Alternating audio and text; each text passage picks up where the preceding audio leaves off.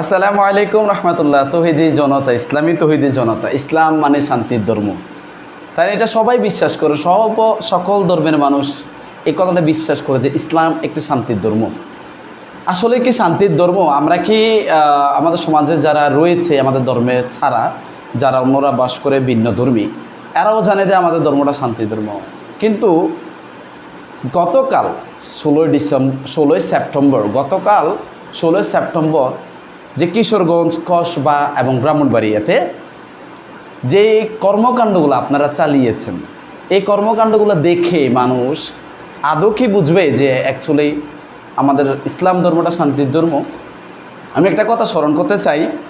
ইমাম শরফুদ্দীন বুসরি রহমাতুল্লাহ আলাইহি বলেছিলেন, ওরে ও নিন্দুক ভাই, নবী প্রেম ছাড়া আমার তো কোনো দোষ নাই। এর মানে হলো, আপনারা যে স্ক্রিনে মুরব্বিটাকে দেখছেন, এর বয়স মেবি আমি গেস করছি 70 থেকে 75 বছর হবে। সেই বয়সের একটি লোক আপনি দেখলে বিষয়টা খেয়াল করলে দেখবেন, তার পরনে যে পাঞ্জাবিটি ছিল, সে পাঞ্জাবিটি ইস্ত্রি করা, ভাঁজ করা, অনেকটা শখ নিয়ে, হাতে লাঠি নিয়ে সে জুলুসে এসেছিল। তার অপরাধ কি? ঈদে মিলাদুন্নবী সাল্লাল্লাহু আলাইহি সাল্লাম পালন করবে, তার অপরাধ। আচ্ছা, যে রসুল আকরাম সাল্লাল্লাহু আলাইহি সাল্লাম দুনিয়াতে আসলেন, আমি কোনো ধর্মকর্ম জানি না, আমি জাস্ট আপনাকে বলতে আসছি অ্যাকচুয়ালি এগুলো আপনারা করছেনটা কি। বাংলাদেশের মধ্যে এখন যারা নিয়ে আমাদের দেশটা স্বাধীন করেছে, আমরা বলছি ছাত্রদের ত্যাগের বিনিময়ে। এর মূল কারণ, আগের সরকার থাকতে কোনো মুসলিমকে হত্যা করতে পারে নাই, অন্তত এই কাজটা করতে পারে নাই। আপনারা যেটা করছেন, এই যে বৃদ্ধ লোকটাকে আপনি দেখছেন, 75 বছর বয়সী লোকটা, এই লোকটাকে আপনি মেরে মাথা ফটাই দিলেন, তার রক্ত সাদা পাঞ্জাবি লাল হয়ে গেছে।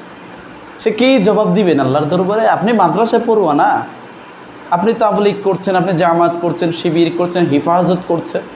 আরে বৈচিত্র্য তো থাকবে, ইসলামী মানহাজ মানকাজ ডিফারেন্ট থাকবে, সবাই বসবাস করবে।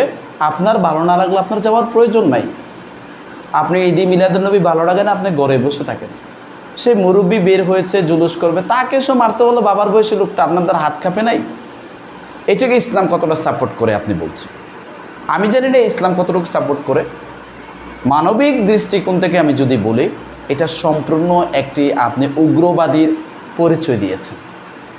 অন্যদিকে দেখেন, আরেকজন ভাই কিশোরগঞ্জের, যে চিত্রটা এখন আপনাদের দেখছেন, কিশোরগঞ্জের, তার নাম মীর মহিউদ্দিন আরিফ মিলন, তাকে পিটাইতে পিটাইতে মেরেই ফেলেছেন আপনারা। বাহ, ইসলাম শান্তির ধর্মতা প্রকাশ করে দিচ্ছেন আপনারা। তৃতীয় পক্ষ এসে হাসাহাসি করবে, দেখো তারাই কামড়াকামড়ি লেগে দিয়েছে সমাজের মধ্যে। অ্যাকচুয়ালি আপনি কি মনে করেন যে আদৌ আপনি সঠিক কাজ করেছেন? আরেকটা কথা, মাদ্রাসায় পড়ছে শিক্ষার্থীদের হাতে বাঁশ কেমনে আসলো আমাকে বলুন। তারা এই উগ্রবাদী শিখলো কোত্থেকে? কিছু হলে মারামারি করাটা। মানুষ মাদ্রাসার ছেলে মেয়েদেরকে পড়ায় নম্র, বদ্ধ এবং শিক্ষিত হওয়ার জন্য। মানবিক দৃষ্টিকোণ থেকে, নৈতিক মূল্যবোধ দিক থেকে সে মানুষের মতো মানুষ হয়ে উঠবে, সমাজে মিম্বরে দাঁড়িয়ে সে সত্যের স্লোগান দিবে, অন্তত খানাহানিতে সে জড়াবে না, এটা সকলেই জানে।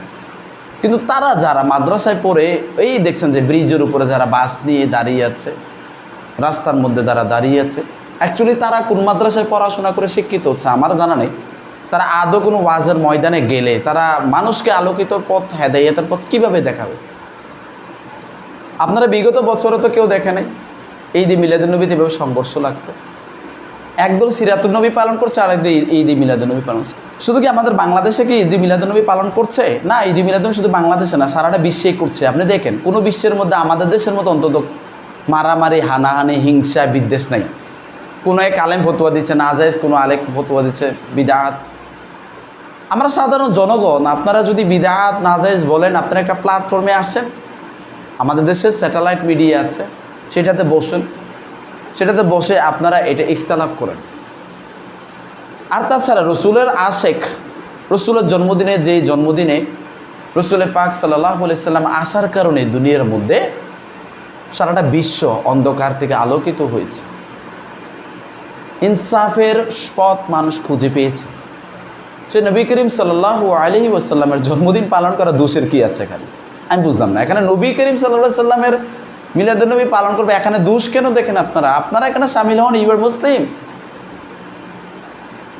বাট আপনি কনফ্লিক্টে কেন যাচ্ছেন? কনফ্লিক্ট করা তো আপনার পক্ষে সম্ভব না।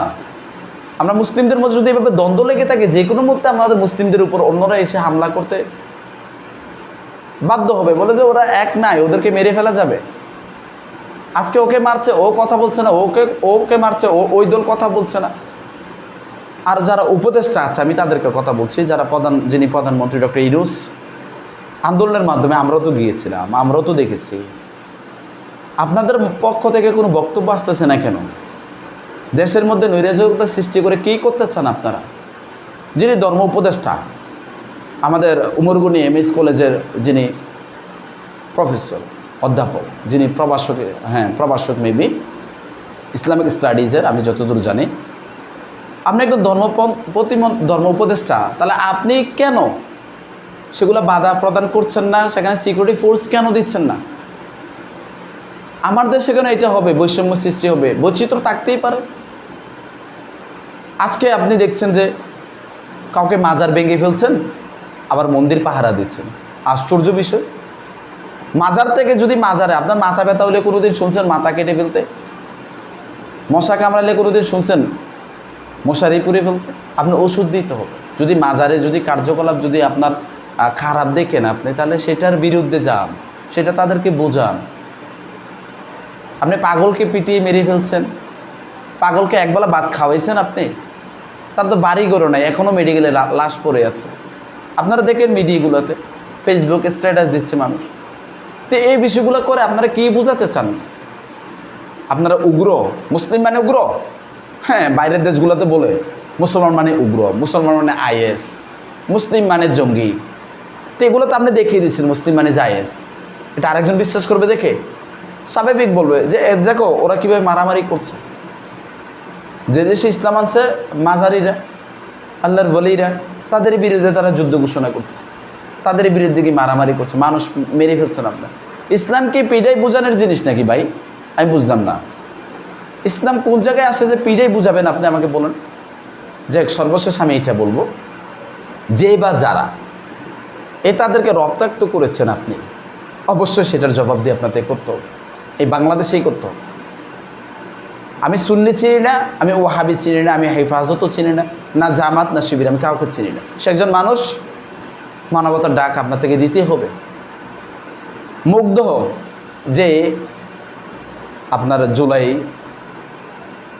মাসে আমাদের আন্দোলনের মধ্যে যে পানি দিতে গিয়ে পানি বলে যে নিজের জীবন উৎসর্গ করেছিল, মুগ্ধর একটা স্ট্যাটাস মনে পড়ে, বলেছিল ভাই এদেশে কোনো মিডিয়া নাই, আপনি একজন মিডিয়া, আপনি আপনারটা প্রচার করতে হবে। আপনি অন্যায় দেখছেন, দাঁড়িয়ে যান, ভিডিও করে আপনি সেটা প্রকাশ করে দেন মানুষের মধ্যে, যাতে করে মানুষ সেটা দেখতে পায়, মানুষ যেন সত্যটা খুঁজে পায়।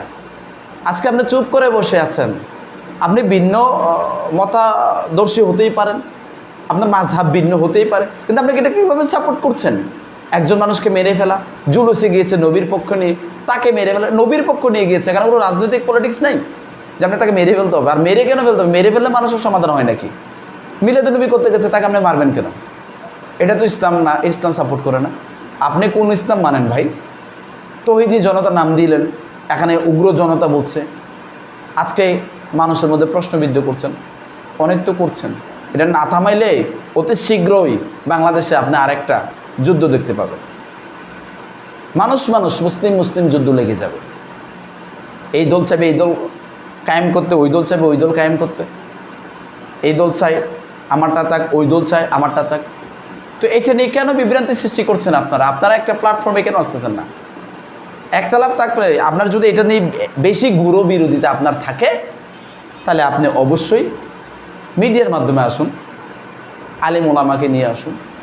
শুধু আমার বাংলাদেশের মধ্যে আমি দেখলাম এত ভিন্ন, আমি আর অন্য কোনো দেশে দেখি নাই।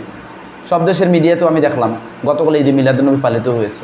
ব্রুনাইয়ের মতো দেশ ওরা রাষ্ট্রীয়ভাবে পালন করছে। ইয়েমেনের মধ্যে তো আল্লাহু আকবার, এত মানুষ, যেখানে ফিলিস্তিন একটা বিধ্বস্ত দেশ, এখানেও ঈদ মিলাদুন্নবী পালন করেছে। কই এদের দেশে তো এত আপনাদের মতো মৌলবীরা এসে বাধা দেয় নাই, মৌলবীরা এসে মারামারি করে নেয়। আপনারা কোন দেশের মৌলবী ভাই? আপনারা কোন কোরআন পড়লেন, কোন কিতাব পড়লেন? তারা কি কোরআনে কিতাব পড়ে নাই নাকি তারা আবার বানায় আরেকটা পড়ছে? আল্লাহ আমাদের হিফাজত করুক। আমাদের এই সব উগ্রবাদী থেকে হেফাজত করো। আমরা উগ্রবাদী হতে চাই না, ইসলাম শান্তির ধর্ম, এটা আপনার মুখে বললে হবে না, এটা আমাদের কথায় এবং কাজে প্রকাশ করতে হবে। যদি কথায় এবং কাজে ইসলাম একটি শান্তির ধর্ম প্রকাশ করতে পারেন, তাহলে আমি মনে করব বাংলাদেশে সেই দিন শান্তি ফিরে আসবে, নইলে বাংলাদেশে কোনো দিন শান্তি ফিরে আসবে না। আজকে এখানে রাখছি, অন্য আরেক দিন অন্য আরেকটি বিষয় নিয়ে আপনাদের সামনে উপস্থাপন হবো ইনশাআল্লাহ। আসসালামু আলাইকুম ওয়া রাহমাতুল্লাহি ওয়া বারাকাতুহু।